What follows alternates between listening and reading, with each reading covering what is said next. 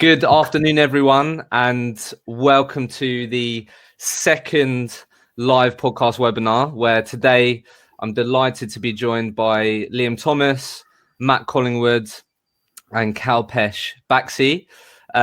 Before we go into the chaps just introducing themselves to you all, two things. So firstly, a huge part of today is going to be all about Q&A. I want to make sure that you get your questions answered, and I know a lot of you have submitted questions to register, so I've got loads of those up and ready to ask these guys.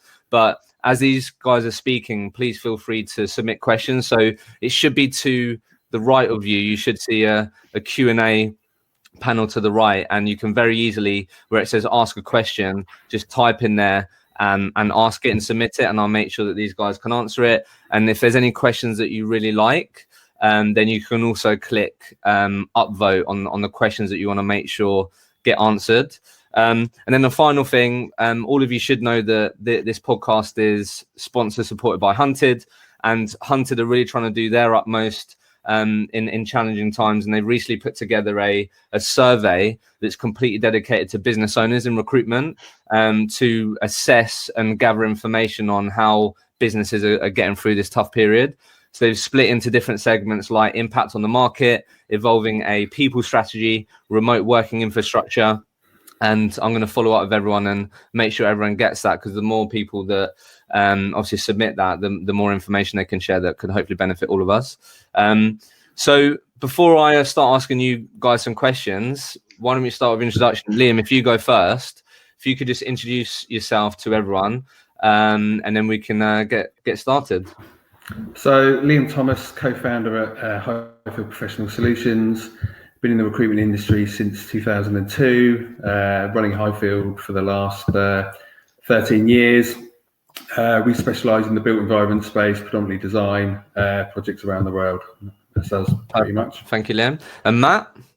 Afternoon all, Matt Collingwood. I started my recruitment journey back in 1997.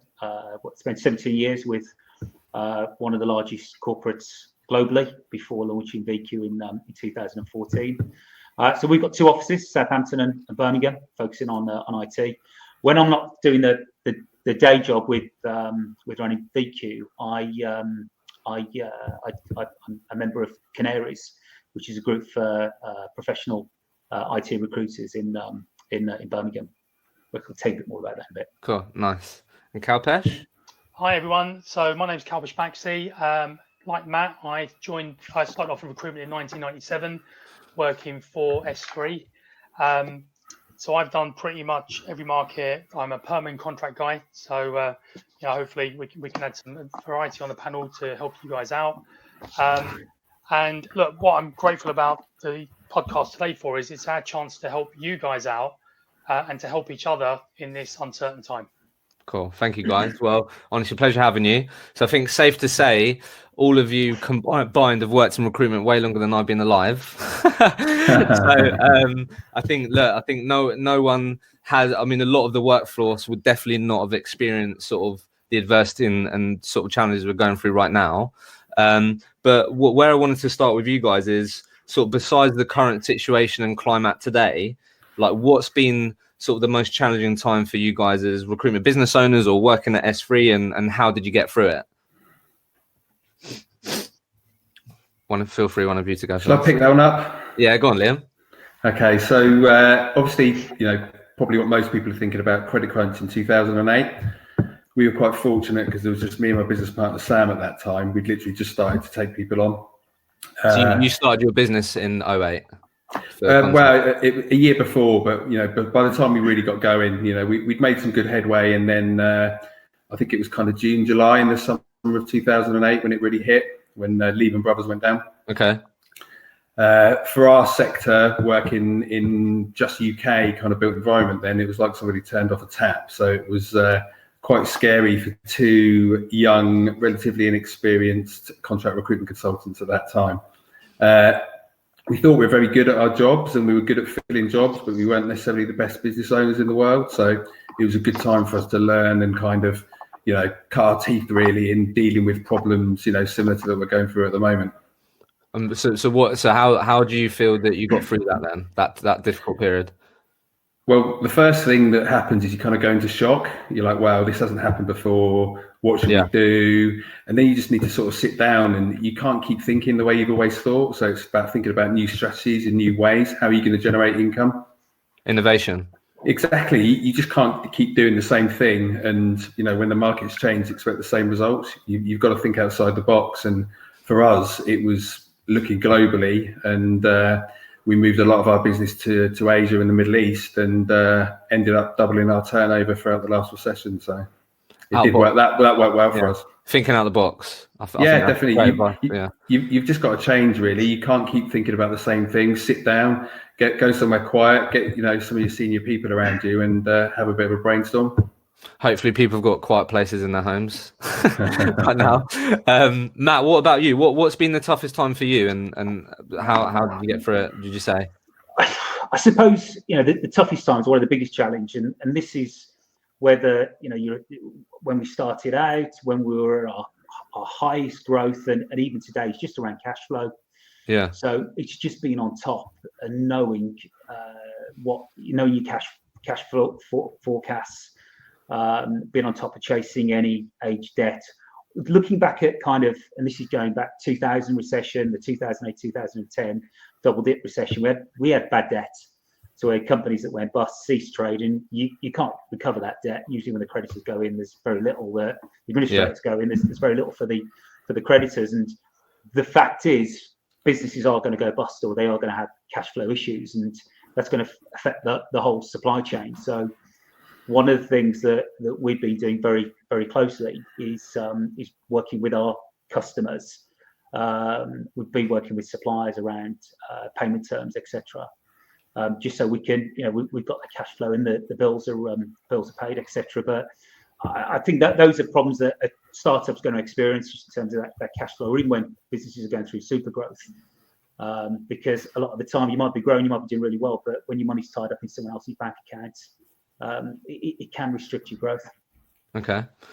And Kalpesh, what about for you? Obviously working at S3 for a good number of years, what were some of the most challenging times for you before this period, and how did you get through it? So I've got, like Matt and Liam, I've been through two downturns, two upturns. So I did the post Y2K 9/11 crash, which just completely came overnight, and then obviously post Lehman Brothers. And look, the key thing for me, so I've worked in a private company and I've worked in a public company, in terms of both of those areas. And I think the cash flow, absolutely. I think, Liam's point about thinking outside the box, absolutely. The biggest thing for me was about making sure you do and adapt. So the market required, the rule book that you would have had in a boom market will not be fit for today. So the key thing for today is you've got to adapt what you do as a business. You've got to make sure your people know where you're going with a plan. And I think the most important thing I'd say to everyone is, look, there are still people buying out there. There will still people actually taking on our services, but you've just got to find a way to connect with them and make sure they see the value you can offer. Okay, interesting. So just before I start going through a lot of questions that people submitted, then just to sort of set the scene and to give everyone context of sort of where you guys are today. So Liam, let's just start with you again. So right now, today, obviously as a business, over the last sort of couple of weeks, what have they looked like, and where's your sort of business at today? Just to set the scene for everyone, just to give them a bit of context as the types of businesses that you run. So yeah. So we're based in Hampshire, single site agency, about 40 of us in there, and it's been quite good. So one of the benefits of being a single site is just the key for us has just been keeping that communication on point. Really, really important. Everyone's worried at the moment, so the last few weeks have just really, for me, been putting an arm around everyone. Everyone's panicking at the moment. They want some reassurance. So it's just been that communication's been key for the last couple of weeks, definitely. And what's been the most difficult decision you've had to make so far then? Probably, the nervousness of looking at the cash flow, like Matt says. You think you're in a good position, but until you really see it on paper, it's you've got to base all your decisions on that, really. So we haven't had to make luckily we haven't had to make too many tough decisions. Probably the hardest thing for me is been telling my kids we're not going to Disneyland, so that was the toughest thing I had to do at the moment. So And I think fortunate. Yeah, no, so I was just gonna sorry to jump in there, but we were speaking about this before we went live, and Chris just put there. I know that we were talking about that you've got a cash flow plan of 6 months, haven't you? I just wanted to mention that. Yeah. Yeah, we've sort of stripped the cash flow and the income right back to worst case scenario. Forecasted for 6 months, and it doesn't look great, but yeah, it's comfortable. So that's good news. You forecasted cash flow for wise 6 months, and then obviously you're going to constantly evaluate that. I'm sure. Yeah. Okay. Yeah. Matt, what about you? What does today look like with your business?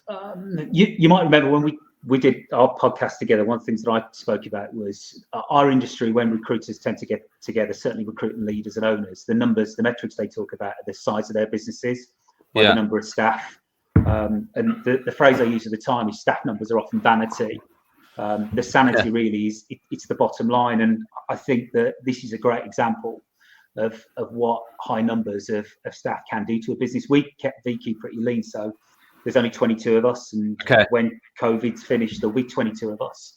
I kind of wanted to make a very clear message across the business that we're putting our arms around everyone. We're going to back them. We haven't got rid of anyone. We haven't forlorn anyone. There's been no reduction of salaries or anything like that. We have asked the guys to compromise a little bit, perhaps with their holiday, just because we don't necessarily think there's a full requirement there for people working 5 days a week, but we're in a good shape. Just like what Liam and Kalpesh said, we've done a cash flow forecast for 6 months. So you've given yourself 6 months as well. It's a rolling 6 months. So in a month's time there'll be 6 months, and a month after that it'll be 6 months. Yeah. One of the things that we're looking at as well, just in terms of where we're at today, I think it's really important that we can be agile, and we know exactly where our business is. So we're heavy on contract. 90% of our business is contract. So we're getting regular timesheet reports, so we can look at our contractors and know that they're on site. It's one thing thinking you might have 100 contractors, but if only 20 of those guys are working, it's quickly going to catch up with you, in terms of your cash flow. Okay, so you've been keeping an eye on that, on how many. Okay, that's interesting.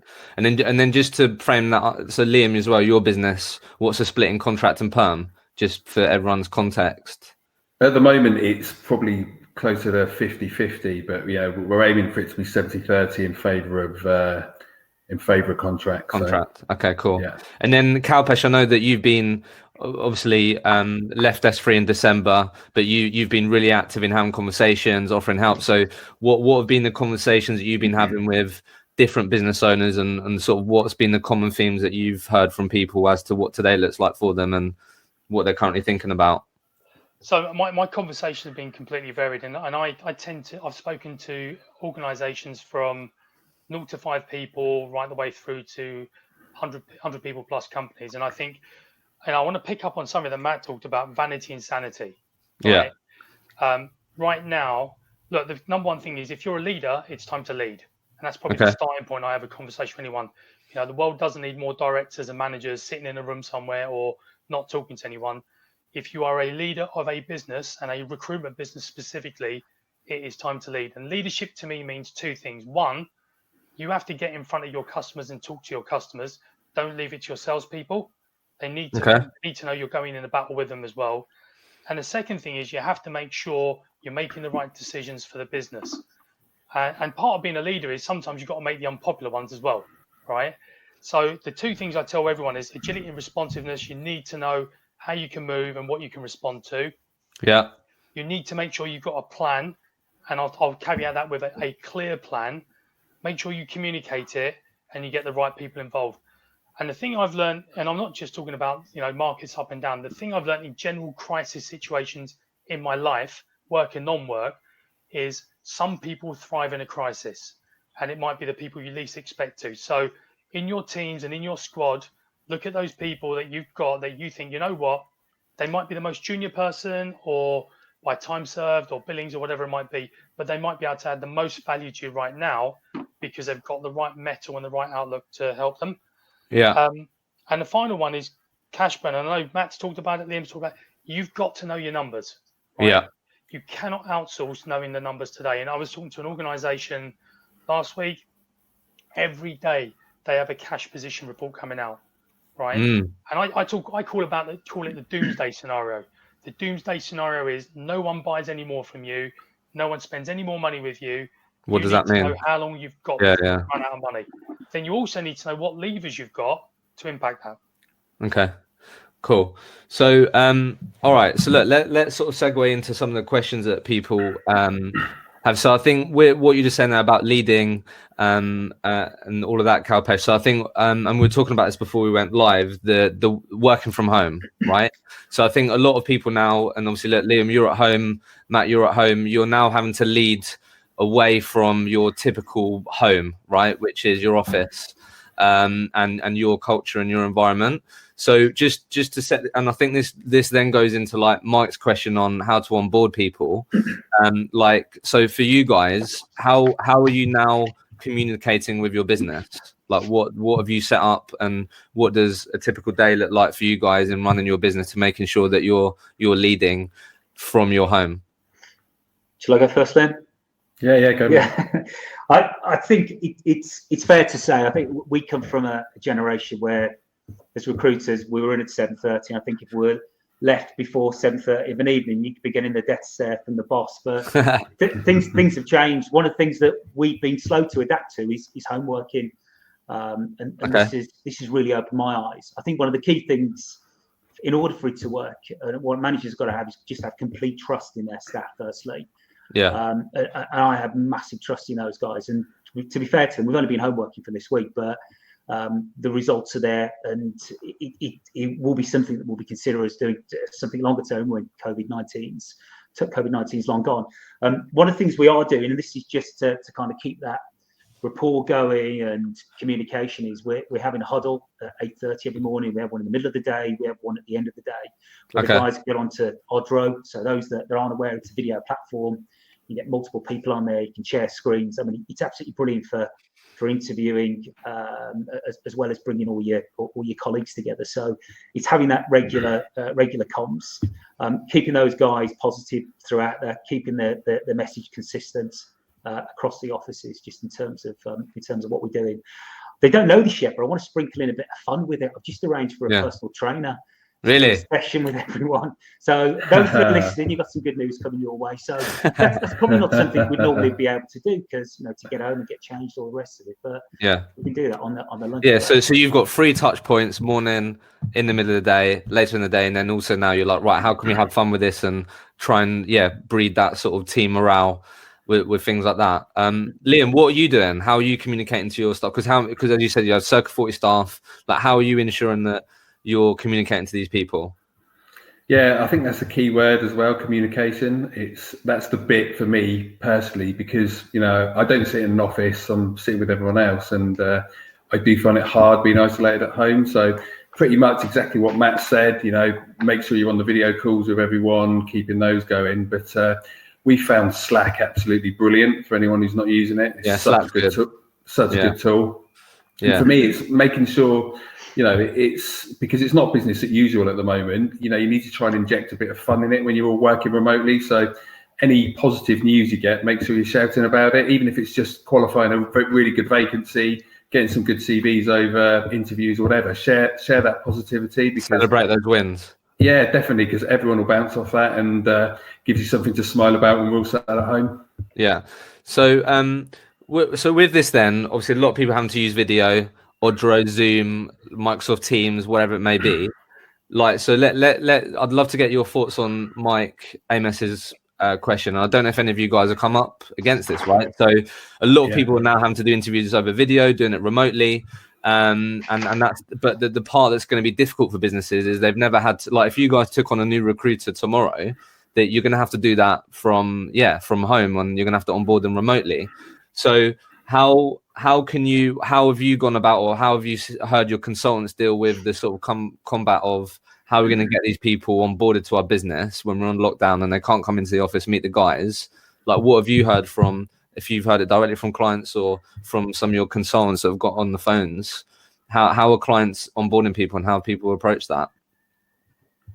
We've onboarded 2 guys this week. So we've got a client in the finance sector and we've arranged for laptops to be sent out to these guys. We can get them on board and get them started. So it is still possible.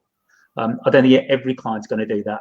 I think the smart ones will want to get a competitive edge at the moment. So why would you not want to be interviewing these guys and locking them down now when more clients are putting things on ice? But have you done that before, Matt? So like, how have you approached? Because I'm sure that isn't, you haven't had to onboard people remotely. So how have you? What have you? What have you actually done to ensure that happens? We've actually never needed to do it. We've never been in this situation before. So it is pretty new. I mean, there's a massive shortage of hardware at the moment. So really, you've got your clients have got to be able to find a hardware supplier, or you've got to be able to do that, get those machines all imaged and get them sent out. But fortunately, at the moment, those businesses are still operating, and the delivery guys are still dropping kits off. So I think at the moment it is still a possibility. Again, coming back to what Liam said, I think both of our businesses are contract led. So these guys probably don't need as big an induction as what some of the perm staff might need. Fair enough. And Liam, have any of your consultants come up against that, or? Yeah, so we, part of the objectives, we're setting guys slightly different KPIs at the moment when they're speaking to people. One of the things we're talking about is not, what jobs can we fill, but how can we help you? And I think video interviewing is more. It's pretty common now, so a lot of people have been doing that anyway, so it's not that unfamiliar for people. Really good question from Mike. It is the onboarding part that people are struggling with. So when we realised that, we actually put a bit of content out on a guide on how to remotely onboard people. So we've been sharing that with our clients, and that's been quite helpful because there's some really good tech out there at the moment. There's stuff like Charlie HR, which is really good software for onboarding people. You can do it all remotely, and it's taking advantages of the tools that we've got now in this digital age, and making sure our clients are all aware of them, really. Yeah, and I think obviously, I think from a lot of conversations I've had, generally that onboarding piece is genuinely an opportunity as a recruitment business to add like significant value on that, and be involved and heavily involved on onboarding these new people. So on that note, then I think you just mentioned it there, Liam. I'd love to get your thoughts as well, Kalpesh. Like a lot of people, when they were submitting questions, said like how do we approach BD right now? Like what with what's going on right now? How should people be approaching business development? What are your thoughts on that? Feel free, someone, to jump in. You get Kalpesh. Kalpesh, what do you think? If I give you look, again, this is the conversations I'm having with different people. I think, look, the first thing is you have to accept what's going on in the world, and people will be feeling at different points of emotions when you're trying to get through to them.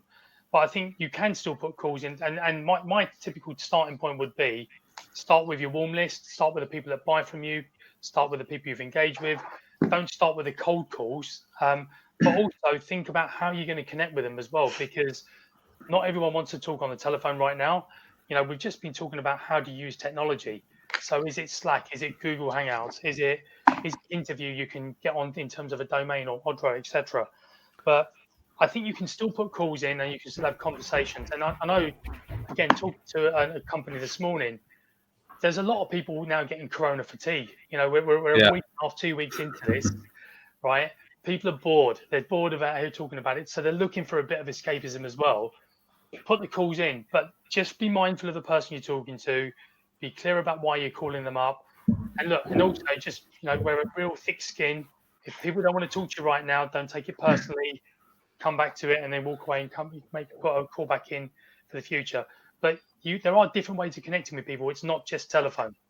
There's enough online events going on. There's things like this are going on in a number of different forums right now. But I think you can still do it. And look, from my own personal experience, my best times have actually been in hard markets. Okay. Right?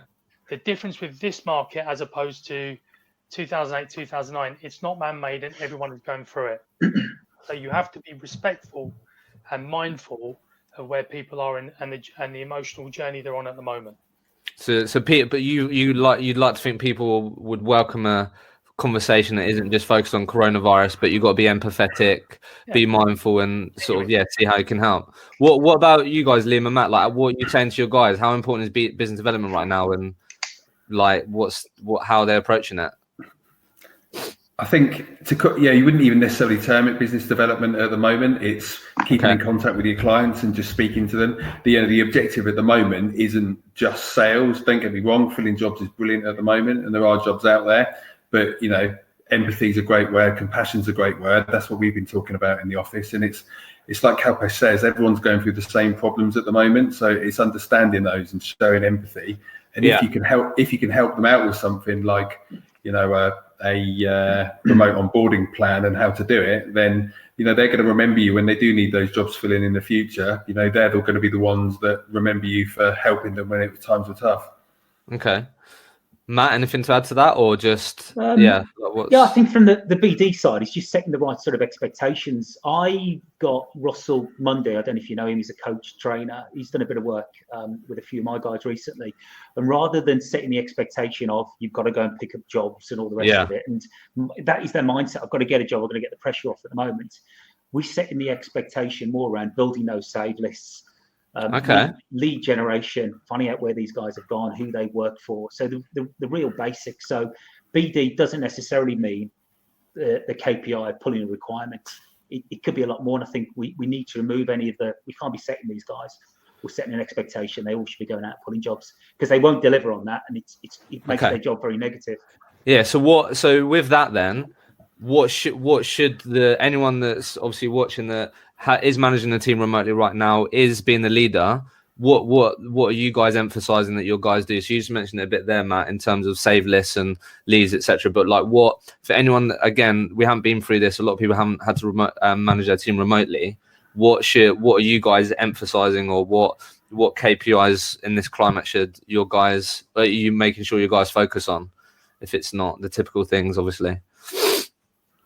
So on the contract market, we've got them around at the moment, speaking to every single contractor we have, really, really focusing down and doubling down on that contractor care, really, making sure they're all okay. If they've got any queries, if some of them are on temporary layoffs, just making sure they've got all the good advice, just looking after them, advising them. Some of them aren't aware about mortgage payments and the holidays you can take and things like that. So it's not all about sell at the moment. It's about looking after your contractors and your clients as well at this time. So obviously, it's important that we get as much of the contractor book working as we possibly can at the moment. So, making sure those figures are all kind of up to date as well, so you know what's going to be coming in every week on the contractor payroll side. Okay. So you're just looking at just as many touch points as possible with their existing network and relationships. Yeah, definitely. Okay. What about you, Matt? What thing? And I know you're just talking a bit about how, the change the expectation, which I love. But anything that you're also emphasizing your guys to focus on to ensure they're doing the right activities? Yeah, if we're having sales calls with clients, they just need to be educated calls. Yeah. I don't see the point in talking to clients about when they're next going to be hiring, but we can have conversations with them about how they're getting their workforce mobile. What's their business continuity plan? What's the disaster recovery? What are they going to do in the event that 30% of their IT department are going to be off? And those are the opportunities where we can backfill those pretty quickly with contractors. We have seen firms taking a lot of contractors on recently simply to do those roles and get their people mobile and to protect their business. In answer to your question, the other thing really just to target is just to get more out of candidates. And as Liam says, contractors, what an amazing opportunity that we've got at the moment to get through to these people when they're all at home. Yeah. Their boss isn't around, they can take these calls. And probably a lot of the time they're probably welcome a bit of interaction. As all of us are working from home at the moment, might have our partners around or families, but it's going to be a little bit lonely, and we're only at day 2 for some of us. So, oh my God, yeah, great opportunity for our recruiters to have those conversations. So I'd say it's educated calls to our clients, stuff that's relevant to them. Okay. And just and targeting our people to talk to and get as close as possible to candidates and contractors. Cool.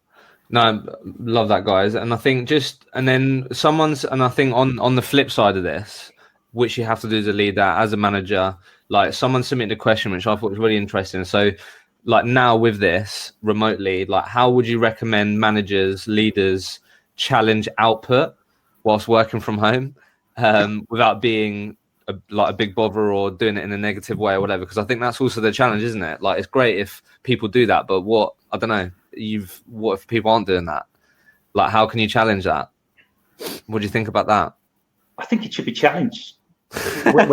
whether or not they're sitting at home, sitting on a beach, apparently working in Barbados or in the office. Yeah. We set the expectations, and those activity levels should be adhered to. Would you say it might just need an arm around someone. Yeah. So just as you would in the office or in normal, you have to do it in the remotely. Yeah, totally. I think it's also.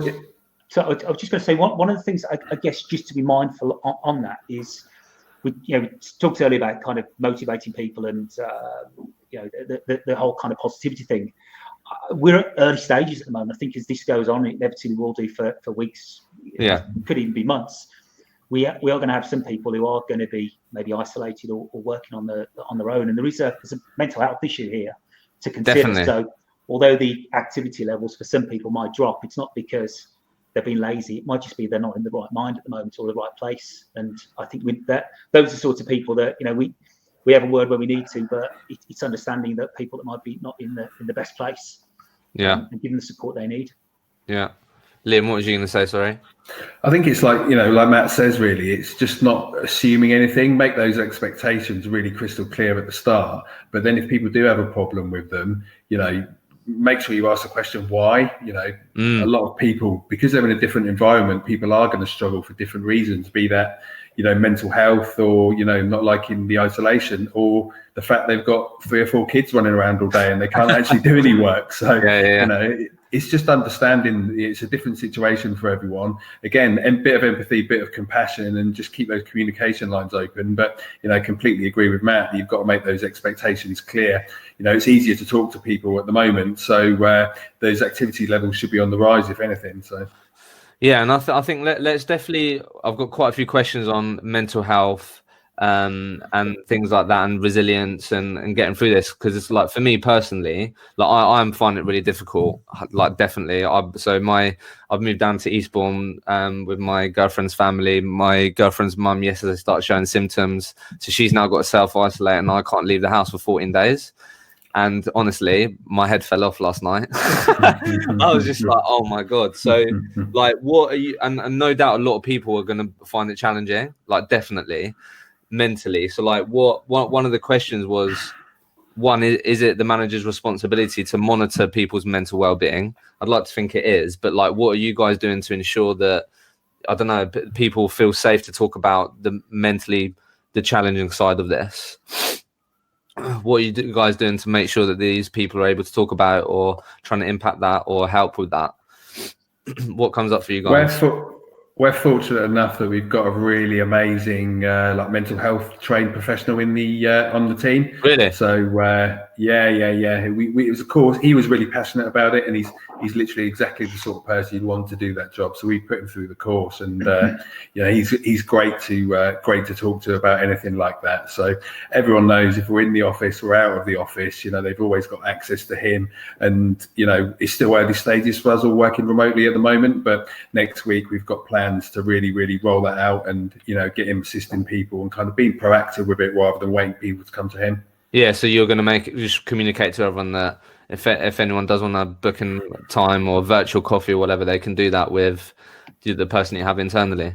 Yeah, definitely. Just being, and almost, he might not. He's probably got enough on his plate at the moment, but almost, I'm gonna ask him to kind of check in with people individually and just make sure they're doing okay, because some people do struggle to put their hand up sometimes, and they just need that question asked every now and again. Yeah, that's fair enough. What about you, Kalpesh or Matt? Like, what are some of the things that either Kalpesh you're hearing, or Matt I know you mentioned the PT session, which no doubt is part of this, but anything you're doing to ensure that like you're doing as much as you can for your guys on the mental side to support them through this? I think something like this really should be in a business, right? From the early days, it shouldn't take a situation like this for people to start thinking about it. It just come back to the word we mentioned a couple of times already, is just communication. Yeah. If someone isn't in the right place, they need to raise their hands, and we can support them as best we can. I think there's a lot of really good consultants and third parties out there. So I love what Liam's done in terms of getting someone in his business to Yeah, help with awesome. that. There's external people as well that can be used, and I just think the nature of where we find ourselves at the moment, doing all this via webcams, etc. A lot of these guys could be booked out for an hour to do a level of support or coaching, business coaches or mental health specialists to help out. So I'd say to anyone, if they feel that they've got those challenges, to raise their hands. I think at the same time as well, we've got to think of our own mental health. There's a lot of us at our level that are carrying, not only our own livelihoods, but the livelihoods of 20, 50, 100 staff and their families. So I think it's important that we can talk, and it's good to talk to a peer group.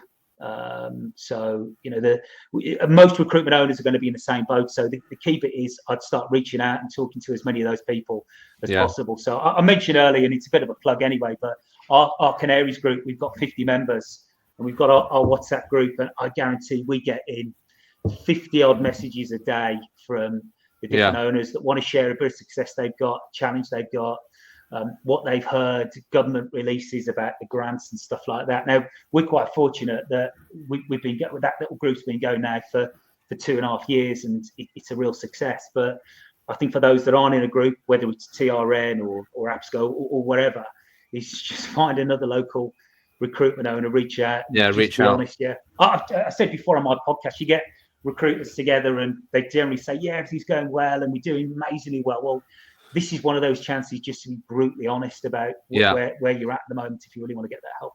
Yes, if you're a business owner right now or a leader filling the line, make sure you reach out to people. And Kalpesh, what are you hearing from the people you're speaking to on helping the conversation you're having with people to help get through this mentally and the challenges there? So look, I think Matt's talked about it, Liam's talked about it, right? So number one, I'm going to start with the leader. And I think what Matt's just talked about, and whether it's the Canaries or whoever you've got in your world that you go to, as a leader, make sure you have got an outlet in this as well, because your mental health is absolutely critical to be able to be there to support your business. And I think one of the things I'm learning, and I'm quite lucky at the moment, I'm talking to people in random places about random things, and it doesn't have to be someone from recruitment. It could be someone completely random, so please make sure you make that time for yourselves. I think if you're a leader, it's critical. The second thing around it is there are so many different experts out there, and I'm not going to name check anyone for fear of upsetting anyone, but there are people with recruitment experience that understand what we go through as pressures that can be there to support you. So if you don't have the luxury of Liam and what he's got with someone internally, go and find someone externally. It's probably some of the best money you will spend right now to be able to support people. And then the final thing I'm going to put out there is, look, I go back to the point about being good leaders, right? If you see a change in someone's behavior, and I appreciate it's a little bit harder when you're trying to do it down Slack or Interview or Zoom or one of those type of platforms. If someone's gone quiet on you, there's a problem, right? Yeah. If someone all of a sudden is quite an introvert, is talking really, really loud, there's a problem. You don't have to be the expert to be able to go and solve it. You just need to know there might be something there and just tag someone in to go and help them. And I think the final thing I'd say is, look, we're all in this together, right? So this is the world of frenemies, if you want to think of anything. So if you're always about taking your competitor down against on the job, today's not about worrying about that. Matt's point and Liam's point as well is just go and put a call in. We're all human. Right? We're going through the same challenges. And you never know, your call might actually be appreciated by someone else as well. Yeah, no, I like that. Cool, right. Let's make sure we get some of these questions answered then. So top question right now, Will's asked, if you're a consultant in this climate who has seen all their jobs put on hold and previously fruitful clients put on recruitment freezes, how would you go about building a new business right now? That's tough. What do you think about that? Well, I mean, my view on this, Will, I don't think there's a magic tree out there. There's not a silver bullet. You're not going to turn a corner and find a bunch of jobs and everyone's in the same boat as that. There is still some business out there. Like I say, I'd be going after things that are relevant. Retail seems to be doing well, as in the shops for food, and mobility, disaster recovery, certainly within from within an IT perspective. contract as well. It's possible that, I don't know, if Will's a perm guy, that he goes back to those clients and asks about what contractors they've taken on, or at what particular time would they need to take additional resource on. Okay. And anything else to add to that? Kalpesh, what do you think about that? How could someone go about, you said you've had a lot of success in hard markets. How could someone go about rebuilding some more opportunities to make money? So look, my starting point would be to Will is like, okay, and I don't know how long you've been doing recruitment or whether you're perm or contract, but look, the starting point is you always start off in the warmest place possible and then go out to being in the coldest place. So if you start with existing customers, whether it's candidates or clients, and start working out from that network, that's one way out of doing it. The second way around is exactly what Matt said, find the hot industries. So if you think about right now, people, medical device companies, engineering companies, right? Any company right now around data to be able to make good informed decisions. AI is becoming mainstream, and I think we might have found a use for AI finally, in terms of trying to help us map out some of this COVID trends coming through. Facilities, there are people that, if you think about pop-up hospitals, there's some infrastructure, logistics, there's a whole heap of industries out there that are mission critical right now, and I don't underplay that will still need people. And people, they're going to try and do it themselves, and that's fine. That happens in boom markets as well. But you know what? There's still definitely opportunities. And the big thing I'd say to you, Will, is if you're working as part of a team, or you've got a leader above you, go and talk to your leader, go and ask questions, and also reset what the expectations are on you for the next week, 2, 3, 4 weeks as you build up your business again. Yeah, nice. Okay, next question, Chris Stringer. Obviously Lee and Matt, like what data are you, obviously he said is, what data are you using to forecast for the next quarter? Fairly unique situation. So are there any barometers that you would use to forecast outside of current runners? Like, how do you think about that? What are the sort of data points you guys are looking at over constantly? So I think, from our side of it, you've got to look at the markets you're in and the sectors you're in. Which one of those are going to be busy, and how agile are you? How can you redeploy your staff internally to make sure you're focusing on those markets that are going to be busier? And then obviously base your forecast around that. Okay. Obviously, perm's going to see a bigger hit in the short term than contract. We're quite fortunate in a lot of the sectors we work at that most of the contractors we have are still working, so that's obviously good news for us. But it's how can we then exploit those opportunities and make sure we're still filling jobs where the market's busy. So for us, it's going to be definitely perm taking a pretty heavy hit, and contract will definitely be down, but not as much as perm. To give an exact figure, I don't think anyone knows, where it's such a unique situation. But what we always do is plan for the worst and hope for the best, really. What have you, like, perm wise? What have you what have you put in your 6-month plan for that? So you do, when you do a cash flow forecast, you put different amounts of perm in there. Well, the worst one's obviously 0. But I think it's good to know. If you have a cash flow forecast where you've got 0 perm coming in, what does at least that mean? At least everything's a bonus on that, and then varying various amounts, 20% above that, 40%, then 60, and onwards from there. So you've got to map out different scenarios, and make sure. Matt spoke about cash being king earlier, and you're going to see how long you can hold out in this period if things go bad for a longer period than we all hope. Matt, anything to add to that? I know Chris. I know he's got an amazing business, predominantly within the perm space. Around the forecasting, it is going to be difficult with perm, as Liam said. It's going to be closer to the 0 mark. It's going to be low. Let's be blunt over the next couple of months in terms of what we sell. In terms of what we're doing around forecasts at the moment, because we are weighted more towards contract, it does make it easier. And we've got, as I mentioned at the beginning of the podcast, we now have a report that comes out every single week. So I'm able to tell which of my contractors are working. We're keeping in regular contact with them. Just picking up on what Kalpesh said, and probably this would be for a Chris, would be, if you are a perm heavy business, start talking. These are your warm clients. Start talking to them about their contractor usage and under what circumstances they would. Because if you start seeing signs or that they're giving those opportunities, you can forecast better on contract, which gives you some growth. Okay, interesting. And just on that, before Rob's question came through, which I'll ask you guys in a sec, like, yeah, so I've had this myself over the last couple of weeks, like, how do you go about, so Mike's question on how do you chase debt with clients who are probably inclining towards keeping cash in their bank accounts? I mean, sales calls feel a bit weird, but chasing for money must feel a bit even weirder. So, like, what should people be doing that? I don't know. What should people be chasing debt? I've got an example of that. And, yeah. I'm naming no names. When I worked at a corporate business, one of our customers went bust. I mean, they were a huge company, and then the bad debt was massive. And I got to know the accounts payable person. I had a conversation with her afterwards, and she said, Matt, we're in a difficult position towards the end, and we paid the smaller businesses first because we knew the impact it would have.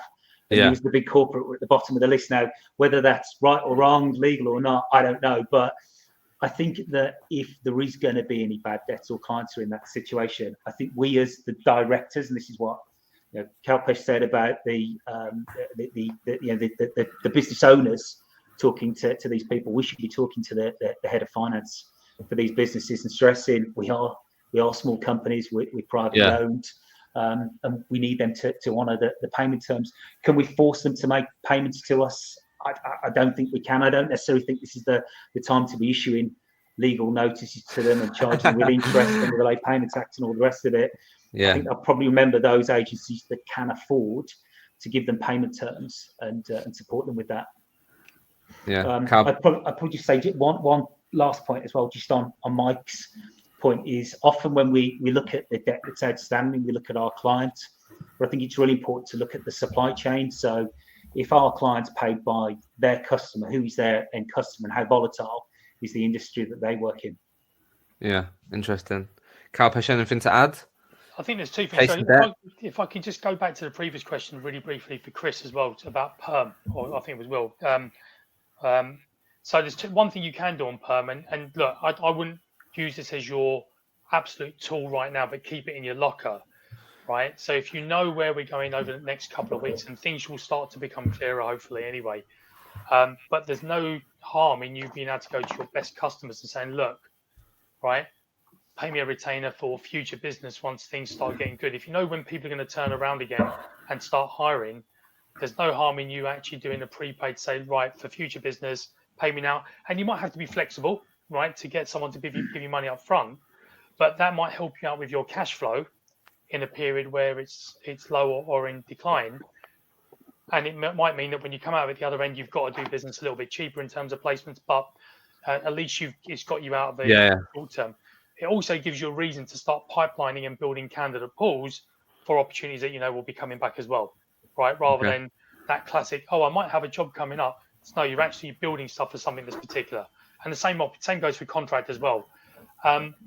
The bit around cash flow, I think this goes back to you have to put the calls in. People are expecting these phone calls. Think about what you do in your personal life. If you are struggling, you pay the people to keep your lights, your electricity, etc. You pay the most important people first that you deem are the most important. Companies are going to make those decisions every day because they've got to understand how much money they've got, and you've got to just have a sensible conversation. I think, there will be some companies out there that will go the final demand legal route because they have no other options and have got so far down the line, it's that or nothing, and they're in trouble. The other extreme is start having a conversation. Start having those part payment conversations, right? Yeah. Part payment is better than no payment. Yeah. I've definitely had those conversations, and people really appreciate it as well. If you're in the position to be able to do that, do you know what I mean? It's you being empathetic and saying, look, if it does help, we can split this over 2 months, 3 months or whatever. Completely. If you can do that, then 100% have that conversation. And I think it goes back down to, right, we've talked about it a few times. If you're the leader, the owner, the director, etc., your job is to get in the trenches with your people and put those calls into your customers. You can't rely on your consultant, no matter how experienced, to go, please give me the money because my boss is after me. Yeah. That's you could do. Yeah. So being authentic is key as well. I like that. Really important about this. So great question coming from Rob Harner. Interested to get your thoughts on this. So what do you think recruiters, business owners in the current climate should not be doing to preserve their authentic personal brand on and offline? What do we think about that? Good question. Yeah, because I don't know. I would say just not what everyone else is doing. I don't know, but I just think I've never seen LinkedIn busier at the moment with pictures of people's laptops. So I think my best advice would be, if you're going to do something, make it interesting, make it add value to someone. Not everybody wants to just have a look at a picture of your laptop on your desk at home. It's great and it's good fun, but what's it really adding? So I think if the question is what should you not be doing, I would say just don't follow the herd. Yes, don't follow the herd. Yeah, because I think from my perspective, it's tough for me. I've seen a lot of people. Obviously, I empathise because they're in a difficult situation, but people who have had to be let go for whatever reason, and it's easy to point the finger at leaders and say they banished me very quickly, or they made a cutthroat decision straight away. And I think obviously it works both ways, but I think I saw a lot of that over the last couple of weeks. Of unfortunately, a lot of people have been made redundant, but also a lot of people saying that a lot of leaders in the industry just cut loads of people really quickly, didn't give them a chance. And that's obviously hard for you guys to make decisions like that. Like, I think it's important to be empathetic towards you guys who have to make super difficult decisions. One of the things I'd say on this, and Hisham, you're the branding guy, right? So and I know you've given me some advice as well.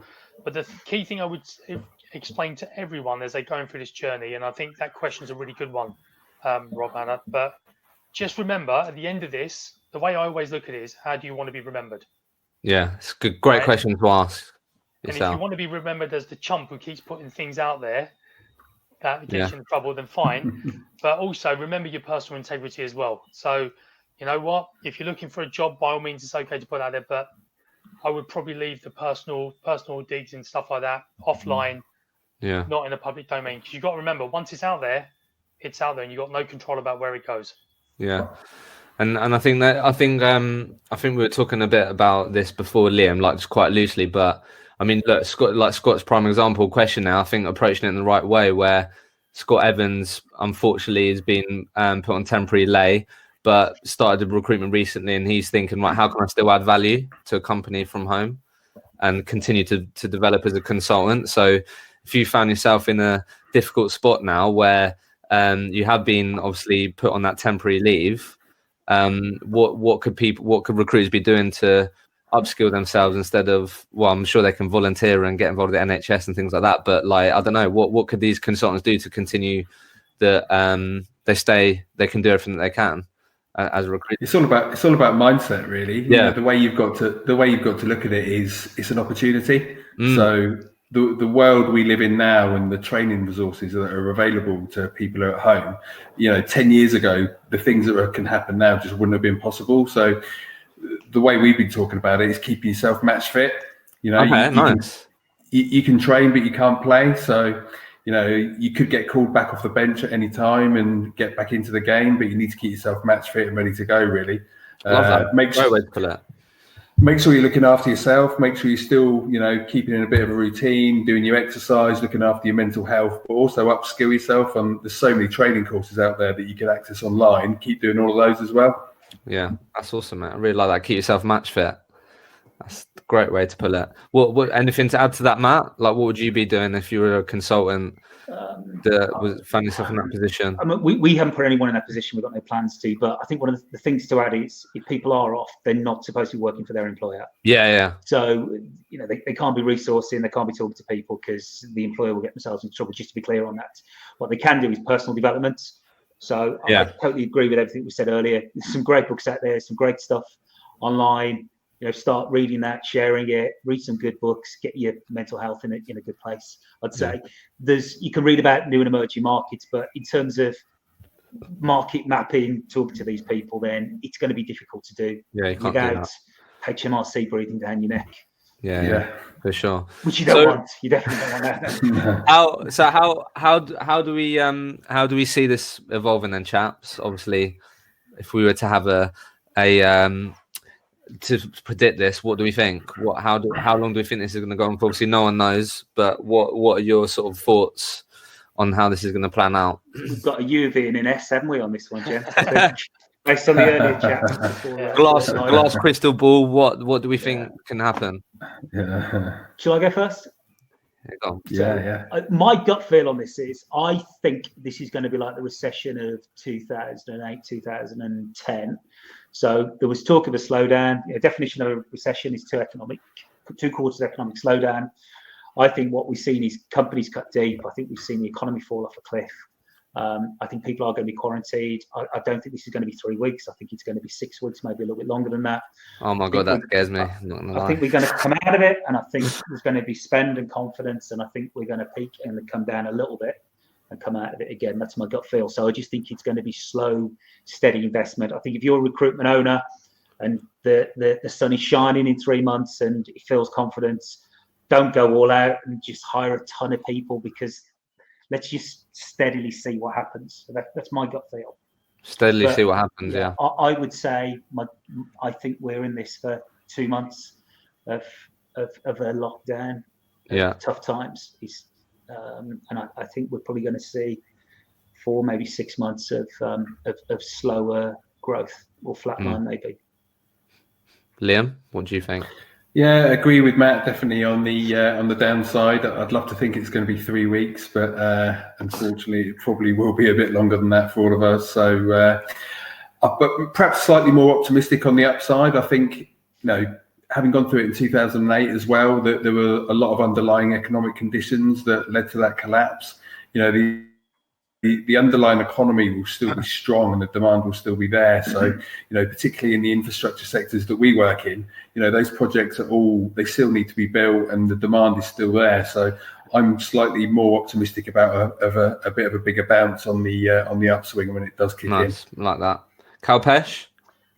So I think we're okay. The optimist in me says, you know what, hopefully we'll start seeing some shoots moving forwards by the end of May-ish, hopefully.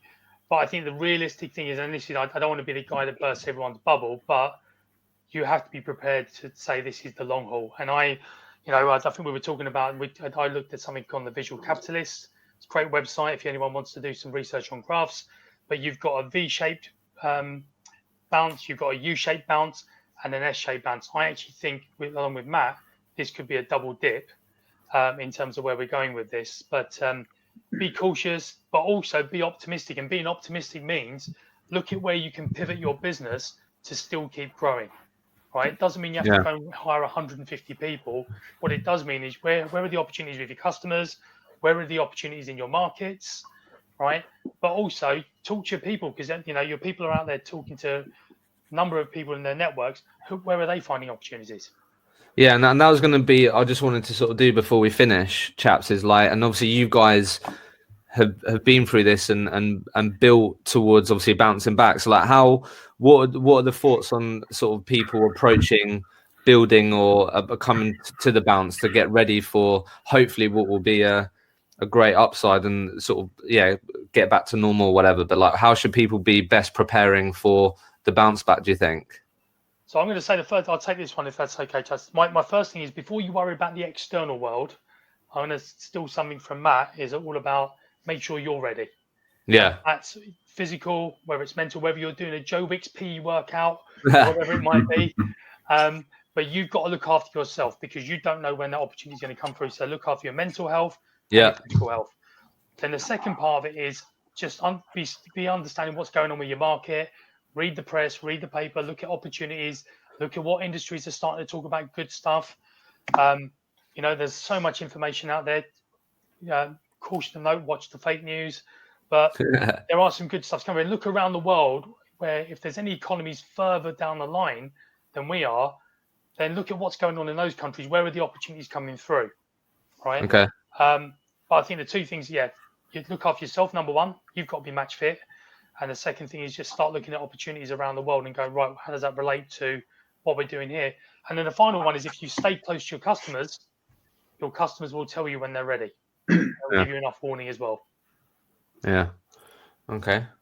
Matt, anything to add? I love what Kalpesh said there. Focus on us, firstly. It sounds selfish, but we've got to understand as the business owners, the leaders, the managers, whatever, what we want. It might be Yeah. growth, but we might not want a 500 million pound turnover business. Why do we want it, and how are we going to go about doing that? And I think once that's in place, for me, the next most important thing is the existing people that we've got. So are they happy? They'll probably just they'll have come out of a war, really tough time. So let's invest in those guys firstly. Make sure they're happy, and then we look at how we further grow and what we do with the business. Yeah, nice. So really focus on, I like that. Liam, what about you? What are you thinking about? Brilliant brilliant advice from these guys. Always a big believer on, again, a bit selfish, but put your own oxygen mask on first. Don't try to help everyone else. And, I've been a victim of that before. And, if you're not match fit yourself, everyone else is going to see that, and everyone else is going to get the knock-on effect from it. So, looking after yourself, definitely key. And going back to what Kalpesh said as well, I think different areas of the world are going to come out of this at different times. So that will naturally create opportunity, be fit, be agile, and make sure you're ready to take advantage of those opportunities, no matter where they are in the globe. The world's a small place now. So, don't limit your horizons at all. Yeah, great point. Cool. Well, look, honestly, guys, thank you so much for your time. Hopefully, I'd like to think a lot of people got value out of this. If anyone, again, just really open to people's feedback, how you're finding this. Hopefully you all found it really useful. Thank you for giving us your time on this sunny afternoon. We really appreciate it. But if anyone does want to reach out or ask any question or anything, are you guys happy for people to reach out and just drop your note? Best place on LinkedIn for these people? Anyone? Okay, cool. All right. Well, look, thanks you guys for your time, chaps, and thanks everyone for tuning in.